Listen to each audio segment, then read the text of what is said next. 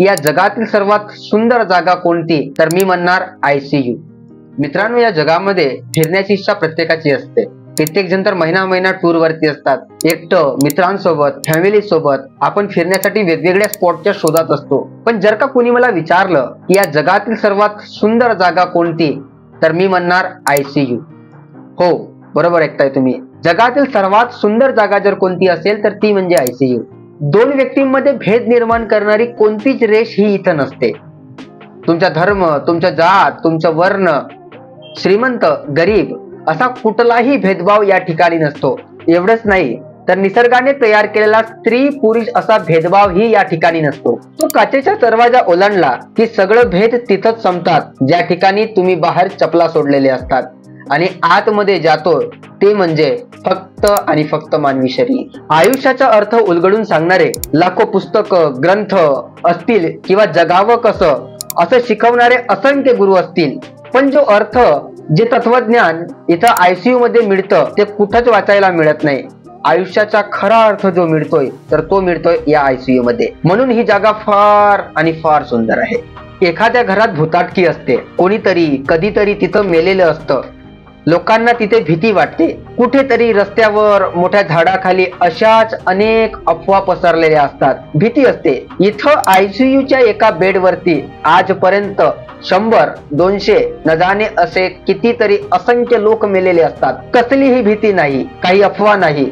माणूस मेला, बेडशीट बदललं की दुसरा माणूस आला, बस एवढं सोपं असतं इथं.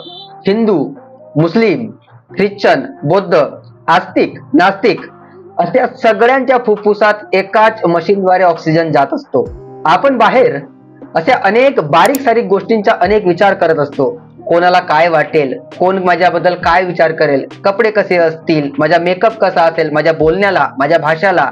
इथं या बेडवर कोणत्याच गोष्टीच्या किंमत नसते. नाकातला शेंबूड सुद्धा दिसू नये म्हणून कळत नकळत आपला दिवसभर आटापटा सुरू असतो. पण तिथल्या जागेवरती मित्रांनो हगणं मुतणं सुद्धा माफ असतं. पुरुष असो की स्त्री असो, लाज वगैरे गोष्टींना तिथं किंमत मात्र शून्य असते. वेळेची खरी किंमत सुद्धा आपल्याला याच ठिकाणी मिळत असते. जेव्हा आपल्याला कळतं की आपली जवळची व्यक्ती आपल्याला सोडून जाणार आहे, तेव्हा एकच गोष्ट डोक्यात असते की फक्त आणखी एक दिवस, एक तास, आणखी फक्त 5 मिनिटं मिळावी. बाहेरच्या जगात आपण असंख्य अशा अपेक्षा घेऊन जगत असतो. लोक स्वतःकडून, इतरांकडून अपेक्षांचा डोंगर घेऊन चालत असतात. घर, गाडी, शिक्षण, नोकरी, प्रेम, व्यवसाय, नातेवाईक, पैसा, असंख्य अपेक्षा.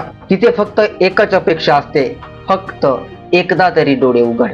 मित्रांनो, आयुष्यात कधी जरी वाटलंच की मी फार मोठा आहे तर अशा ठिकाणी जाऊन यायचं, नक्कीच घमंड उतरतो. कधी वाटलंच की माझ्याकडे जरी काहीच नाही, सगळं संपलं आहे, तेव्हाही जायचं.